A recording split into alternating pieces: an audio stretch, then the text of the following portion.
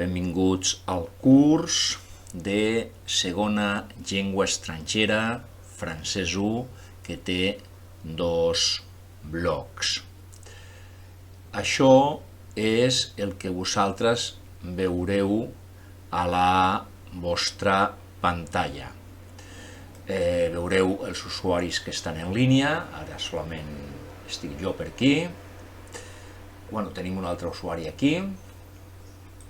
Veurem una sèrie de recursos que us poden ser útils, els veureu per aquí, no solament els diccionaris, sinó els conjugadors, o sigui, per veure com es conjuga un verb, per veure també una mica el que seria la pronunciació i també el corrector ortogràfic.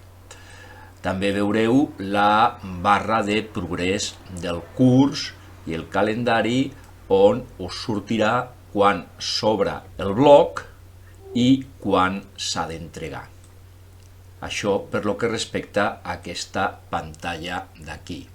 En aquesta pantalla tindreu, més o menys el mateix que en aquesta pantalla, diguem, com una mena d'índex. Si baixeu per aquesta pantalla, aquí teniu una mena de presentació. Primer heu d'acceptar els compromisos, perquè si no accepteu els compromisos no podreu continuar. No podreu continuar endavant i no podreu veure les activitats. Heu de consultar la guide de l'étude per veure com procedir. Consulteu freqüentment le tableau de professeur, per veure els missatges que us anem deixant aquí. Aquí tenim els fòrums en els quals heu de participar. La participació en els fòrums compta. L'ús de materials i recursos, com heu d'utilitzar els materials i els recursos que teniu a l'abast. Aquí teniu els mots que es poden anar introduint al llarg del curs, que és també una col·laboració que podeu fer. I aquí teniu les entregues o els blocs que heu de fer, les diferents entregues. Ara teniu oberta la primera entrega. Aquesta la teniu oberta. Les altres solament s'obriran quan aquesta estigui tancada. D'acord? Aleshores s'aniran obrint. Anem a la manera d'avaluar. La manera d'avaluar, si aneu aquí, al tabló de professeur, aquí trobareu el sistema d'avaluació. D'acord? Aquí teniu un document en el qual us posa com s'avaluarà. L'avaluació és mitjançant els lliuraments i la prova final. Tot això farà una mitjana que donarà la nota final. La nota final, com podeu veure, s'obté amb el 60% de valoració, o sigui, la ponderació és que les activitats hi compten un 60% i la nota de la prova compta un 4%. Per exemple, vosaltres heu vist que teniu 4 blocs. L'examen final solament us entraran els 3 primers blocs, perquè us doni temps a estudiar. Això vol dir que heu de deixar de fer el quart bloc? No, l'heu de fer, perquè s'us sumarà a la nota final. El que passa és que no entrarà a l'examen final, a l'examen ordinari. D'acord? Per aprovar la matèria i que s'us compti, heu de treure com a mínim un 3,5 a l'examen, a la prova. I aleshores ja s'us farà la mitja.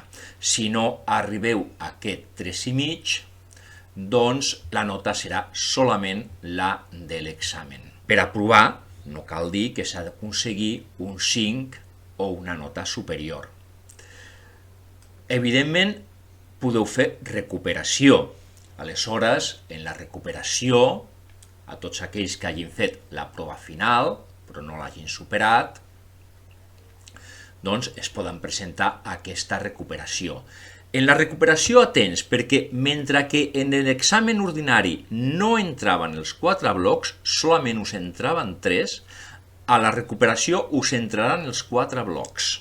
També la ponderació serà el 60% de les activitats que hàgiu fet més la nota final de l'examen, que comptarà un 40%. Novament, aquí heu de treure de 3,5 en amunt. Si la nota queda per sota del 3,5, doncs no es donarà com aprovada. No obstant, teniu una extraordinària, aquí ho teniu, extraordinària, en la qual es presentaran tots aquells alumnes que no hagin superat la recuperació. I també poden presentar-se els que no s'hagin presentat a la convocatòria de recuperació. O sigui, encara que no us hàgiu presentat a la convocatòria de recuperació per diferents causes, doncs us podreu presentar a l'extraordinària. En l'extraordinària hi ha una variació.